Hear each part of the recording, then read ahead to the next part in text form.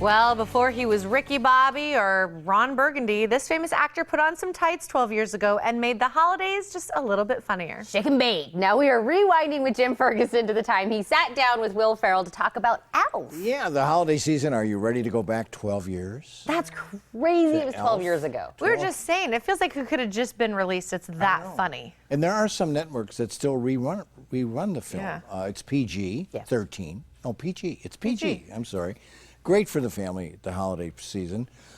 Will Farrell, as you said, you may not like everything he does, but there's usually something in his film that's very, very funny. Can you imagine, Heather and Tina, when his agent went to him and said, "You want to play an elf?"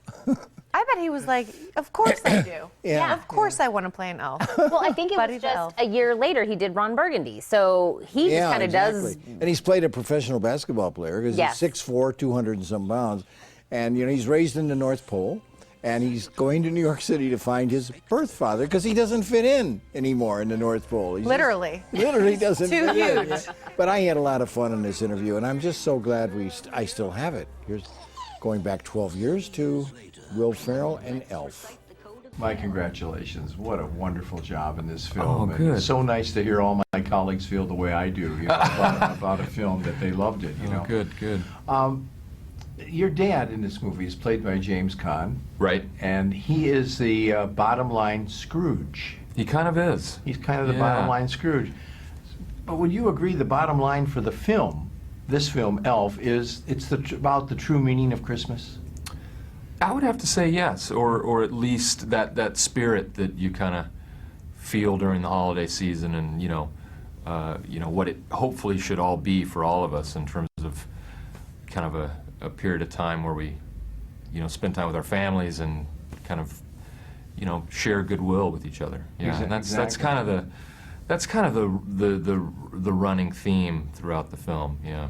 And not to get too deep, but I think it's good timing as far as world problems are concerned, that maybe this isn't a bad message for everybody to try to Yeah, embrace. exactly. Not to get too deep, but I think it's it's kind of coming out at a nice time for all of us. Yeah. You play Buddy, I do. a human elf, lives in the Human North elf. Pole. No matter where Buddy goes, he's an outsider. He pretty much is. He's kind of a man without a country in a way. He he's he was raised at the North Pole by the elves and never quite put it all together that he was twice the size and not very skilled at making toys, and but because he's very accepting of all this, and then he finds out that he's not one of them, but as he goes on this journey to find his real father in Looks for James his Caan, roots, right. yeah, in New York, he realizes that he's not part of that world as well. But in the end, he kind of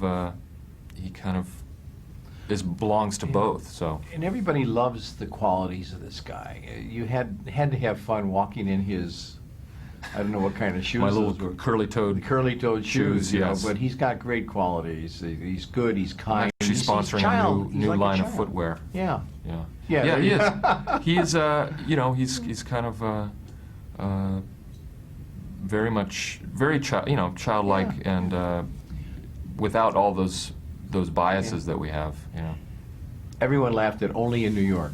That could you walk around in an elf suit? And people don't even take a second notice. Which is true. Even on the days we were shooting on the city streets where the camera was maybe across the street, people would just walk right by me. We're afraid to make eye contact. Yeah. Just short answers on a couple of scenes that I loved. The snowball fight. Right. Central Park. We actually had a day where we had snow in Central Park in early December. Somehow You which didn't was have to great. manufacture Yeah, it, no. Yeah. Yeah. It came out great. It's kind of like a fun scene. Western shootout with snowballs. Yeah. The other one was putting syrup on spaghetti. A new twist. New twist there. Little yeah. improvised moment that I just kind of decided to put syrup as well as Pop-Tarts, M&Ms, everything I could find. Then I proceeded to eat handfuls of it. I didn't mention Mary Steenburgen. She's in this film too, and just a good cast, and rent it for the holidays. Yeah. I had to admit that I have not seen You Elf. got to see it. Yeah. You got to borrow it from me. I have borrow it. it. Yeah. Heather has it. This Friday, remember the November Man?